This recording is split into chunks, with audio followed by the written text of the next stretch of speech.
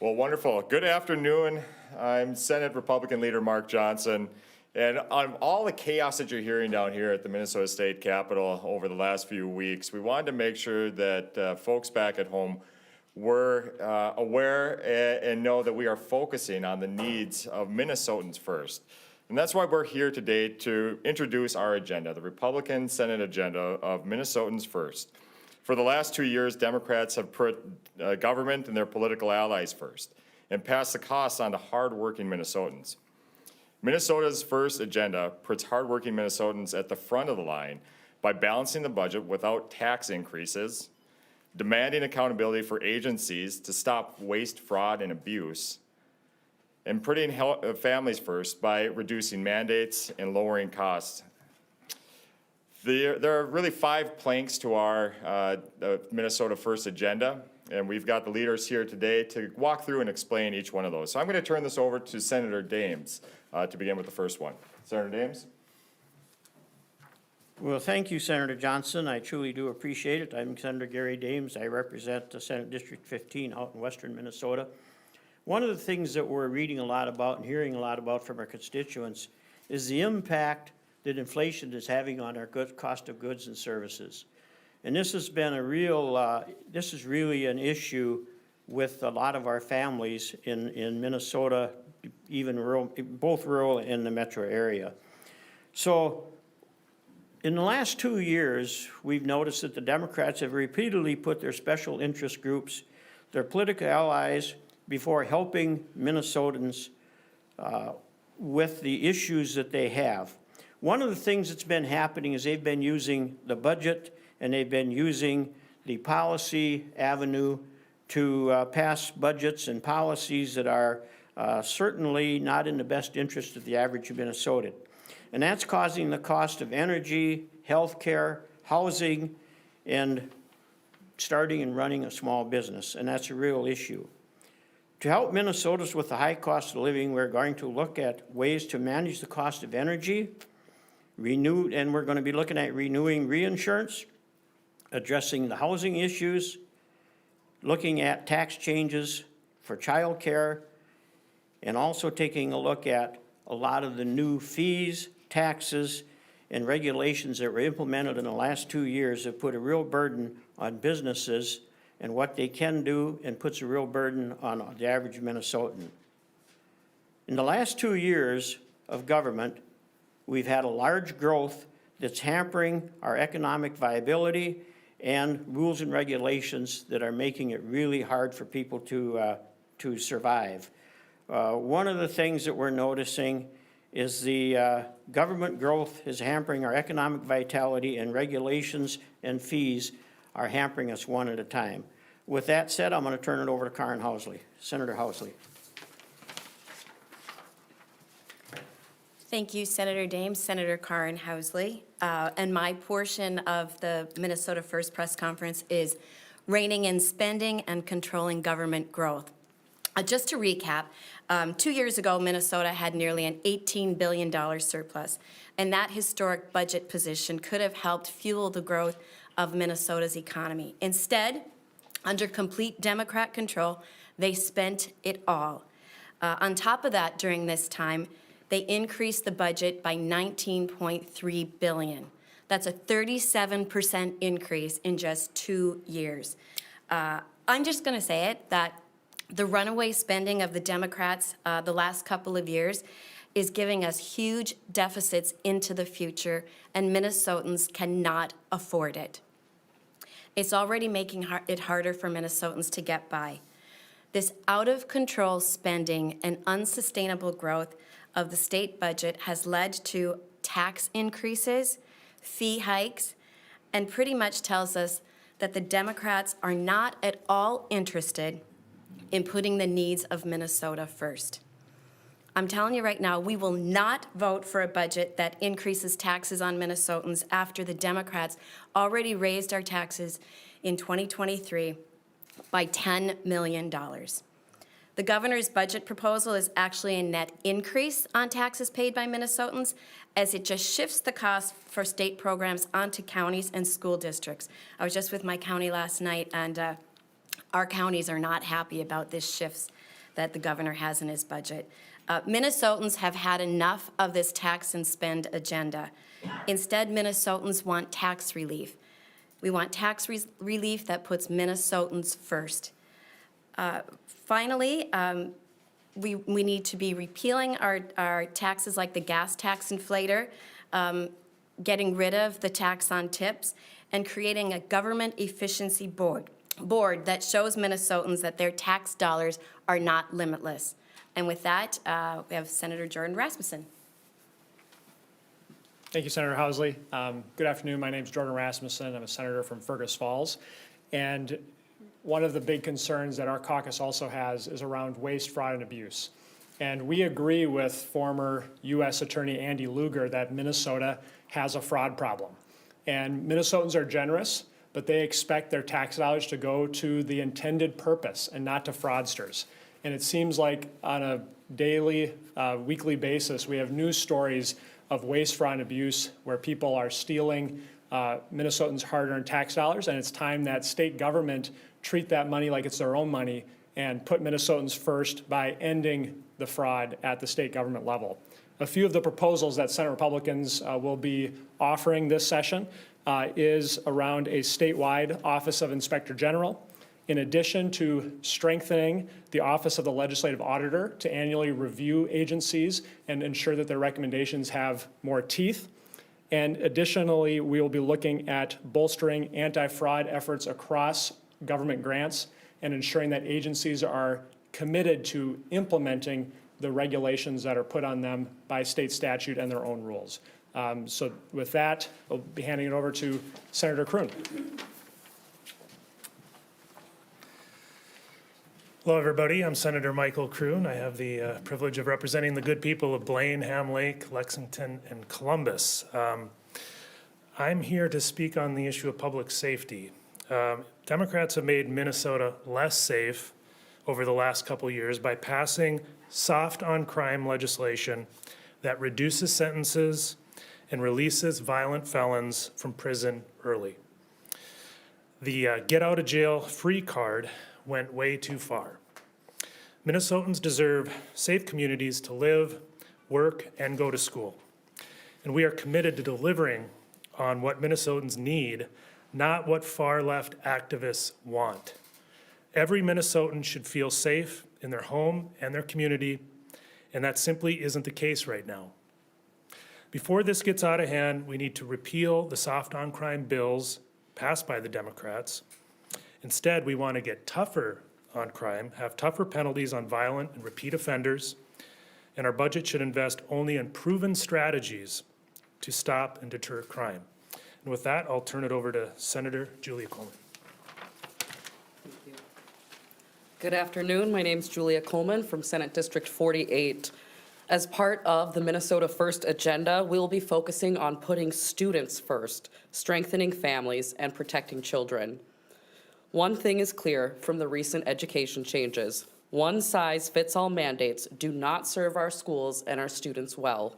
And that was made crystal clear during the 2 days that I held the education policy gavel, and school leader after school leader after school leader came and told us directly from their experience how these mandates and these one-size-fits-all heavy-handed governmental approaches are hampering their ability to serve our students.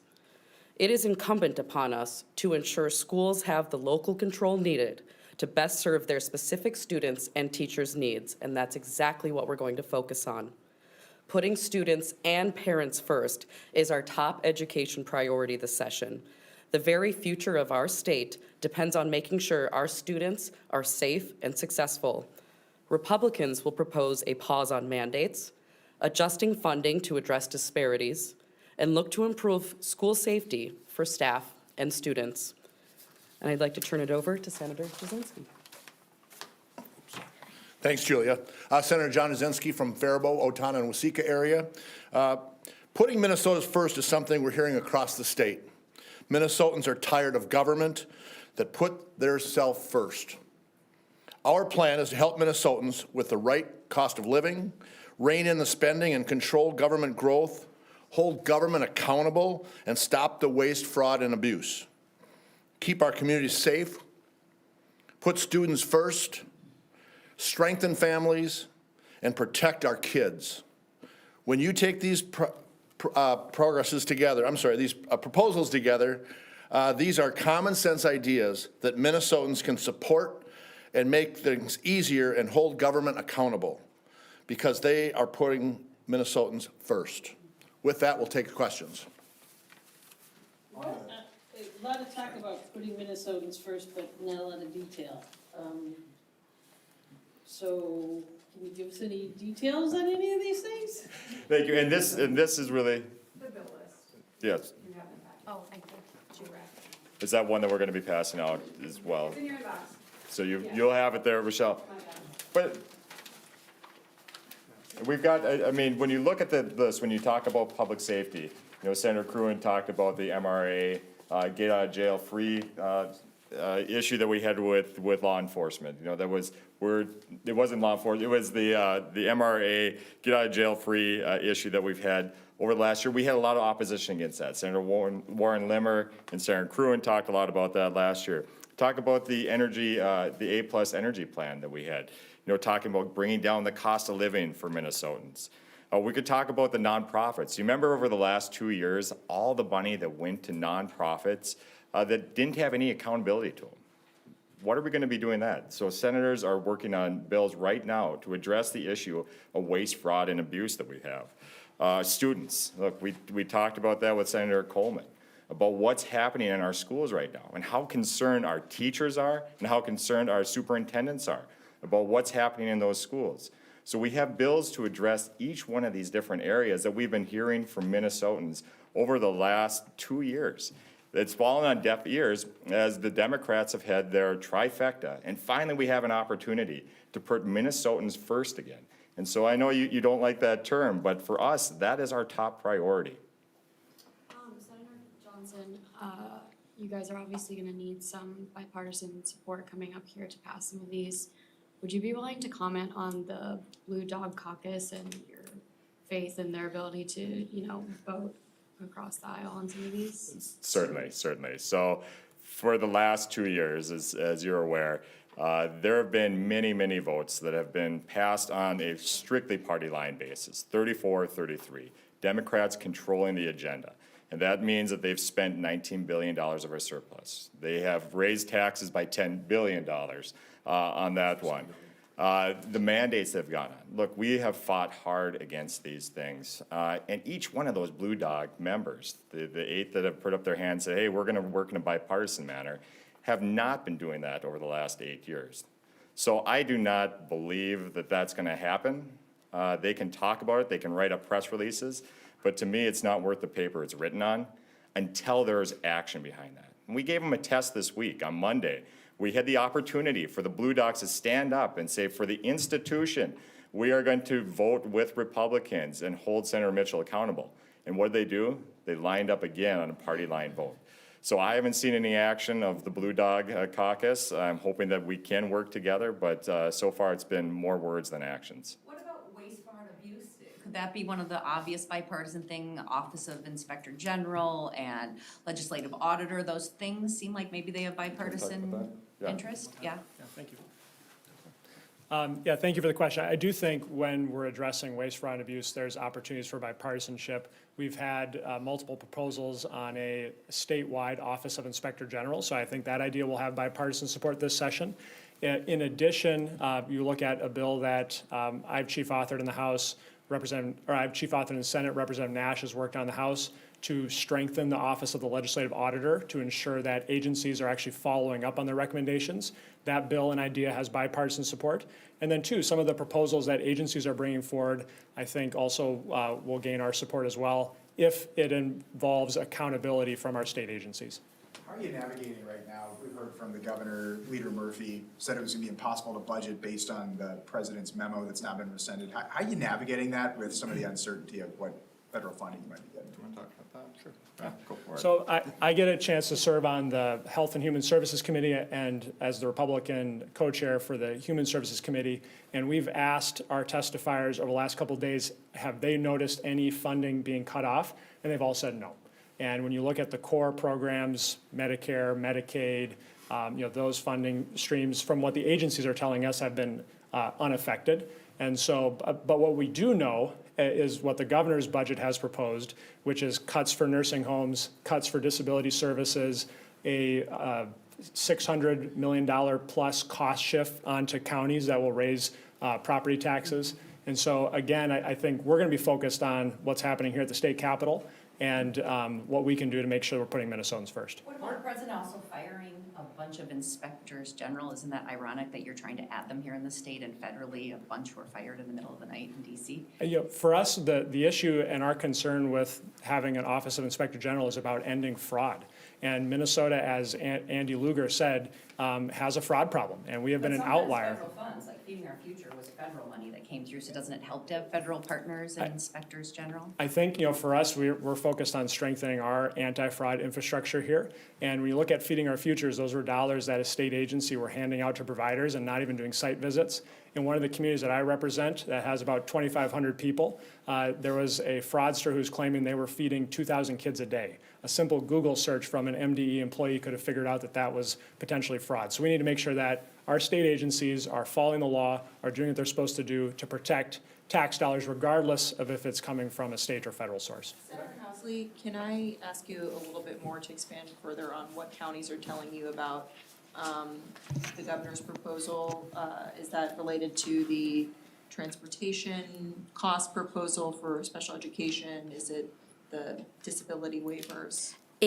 I was at the Washington County Legislative Update last night, and it came up at the end that they were just getting wind of the governor's budget and how he has shifted a lot of the funds over to the county and school districts.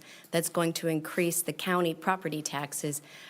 So they're going to be getting emails from constituents and taking a lot of the blame when it's just the governor who's passing it off over to the counties and school districts. So they were like, wait a second here, this isn't us increasing your taxes, that's the governor shifting it over. But to be fair, the budget chief, Aaron Campbell, said in the forecast, the biggest drivers of year-over-year spending are the disability waivers and some of those special education costs. So isn't it incumbent on the legislature to try to tackle some of those costs? And obviously, that's the governor's pitch to do so, but what are you guys offering for that?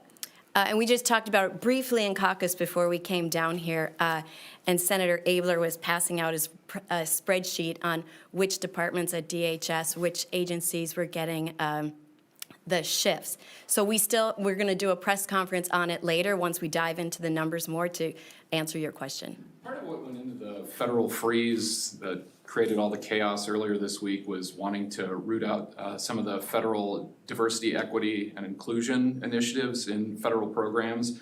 I'm looking through this list that was emailed to us on, I don't see anything about DEI being a concern in the state of Minnesota. Is that something that is part of any of these packages?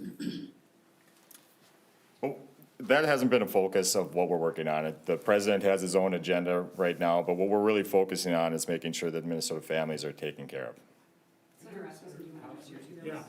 Yeah, I want to, in particular, when we're looking at the human services spending, I think we saw the governor very clearly as cutting long-term care, he's cutting disability waivers. But what he isn't doing in his budget proposal and what he is proposing we continue to do is to fund benefits for illegal immigrants here in the state of Minnesota. And so we've also, Senate Republicans have put forward a number of proposals that would restrict those benefits to people that are here in the country legally, and that is also a part of putting Minnesotans first. Why would we prioritize cutting disability services and funding for nursing homes when Democrats over the last biennium passed free college tuition for illegal immigrants and also Minnesota Care for Legal Immigrants, which is 100% paid for by the state because it's ineligible to get federal reimbursement for. So those are areas of savings where we would look to reprioritize dollars. Senator Housley, on nursing homes, it's something you fought for before. Does the governor's budget mean you kind of have to go to the mat on it again, and Republicans have to? I'll tell you, Mary, I was pretty disappointed to see that. We had to fight for it 2 years ago, and he used it as a bargaining chip, which was ridiculous that we had to fight for funding for nursing homes because he took it away. And that ended up being a win for us, but anytime you're using our seniors as something to trade in the back room is horrible. It's horrible for the seniors. It's horrible. It's embarrassing for our state. And to see him do that again was really disappointing. And I'm sure long-term care communities are all pretty ticked off about it too, knowing that they're being just a pawn in his game of negotiations. Do you think that's what he's doing, That's- negotiation technique again? Well, it's either that or he doesn't care about seniors. And I honestly believe sometimes he doesn't care about seniors. Don't you guys have, you would think if the state of Minnesota's per capita cost for disability waivers was 25% higher than the next state, is double what the median is. That seems to me like a Republican flashpoint, that it would be you guys who are going, why does the state of Minnesota have per capita costs in this area way outside other states? Isn't that, shouldn't that be a red flag for you all too? Yeah, and on the Human Services Committee, I think, for us, we're always going to be looking at how can you bend the cost curve when it comes to any of the services that the state provides, but it needs to be targeted. And what the governor did was just across the board caps on the funding that could be going towards those sources. And so, for example, a program that we had a hearing on yesterday is the PACE program that would look to reduce the cost of long-term care here in Minnesota. 33 other states have implemented it. DHS has dragged their feet on implementing it here in Minnesota. And so we're going to be working on those ideas that can improve services for people in disability communities and also for our seniors while making sure that we're getting the most out of tax dollars. Okay, now that you're looking over here, can I ask Senator Housley a question? I want to make sure I heard you correctly when you said no tax on tips. I've heard Republicans talk about a tip credit against minimum wages, but I've not heard state people yet saying that we should not collect income taxes on tips. Is that a part of your proposal? You're going to have to wait to see our bill roll out. The revisers have 3,000 bills already. So. Yeah. But you mentioned that in your Yep. comment. Is that Yep. what you guys are intending? Is to... That's going to be my bill. Leader Johnson, can I just ask a quick question? I mean, starting early next week, you guys are going to be back in the minority. Are you optimistic, given how these first couple of weeks have gone, that bipartisanship will continue generally, or, what's your outlook? Sure, and so we want to congratulate the winner over there, new Senator Clark, in Senate District 60 on his win on Tuesday. But yeah, that does put the Republicans in the minority position. Our agreement, though, requires 34 votes to break that agreement. So the bipartisanship that you've been seeing in committees and on the floor and in leadership, that's all wrapped up in that agreement. And so, I'm hopeful that we can continue that going forward. And that's the way that we're going to operate, is working in a very bipartisan manner. And it's worked out very well in committees and the hearings that we've had so far in most of the committees. And so we have found a lot of value, and it's really brought the needs of Minnesotans to the forefront. And we're going to continue to work that way, Quinn. And a brief, more substantive question to follow that. Are there any of these bills that you guys have proposed today that have that bipartisan support? I mean, have you talked with DFL colleagues about which of these proposals might be able to garner that across the aisle support that they might need? Sure. Senator Croon has a good example here. Yeah, I don't know if it's been, I think it was just introduced today, but I'm a co-author on Senator Gustafson's Office of Inspector General bill.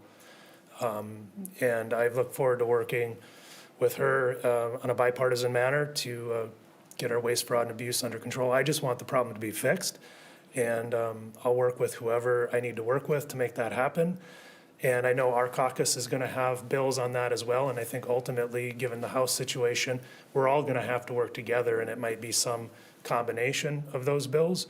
But for now, I have co-authored that bill, and I look forward to working in a bipartisan manner. Follow up on public safety while you're there. After last week, some of the House members who were meeting in committee here and protesters interrupted committee. There's some renewed interest in changing Capitol security. Minnesota's in the minority of not having metal detectors or x-rays. Do you have interest in beefing up security in this building? Me? Well, I mean, I'm not looking at. Yeah, sure. I'm not looking at metal detectors or anything like that, but obviously we need to look at the security situation. What happened in that House committee hearing simply should never happen. That's a disruption of a meeting, but more importantly, the protesters went right up to the members to be within inches of them, and certainly that should not happen.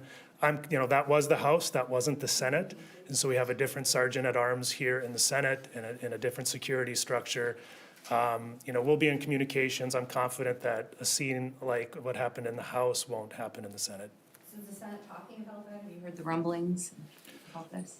We've been talking with the sergeant at arms about that, not about new policies per se, but more about a review of policy to let members know what roles everybody plays in situations like that, best practices for how to move forward in a situation like that to keep everybody safe. We've got time for one more. They've got committees at 12:30. Who hasn't asked a question? Okay. Go for it, Alex. You mentioned, Senator Johnson, the resolution to undo the power sharing agreement. Have you had any indication that it might stay in place for the rest of the session?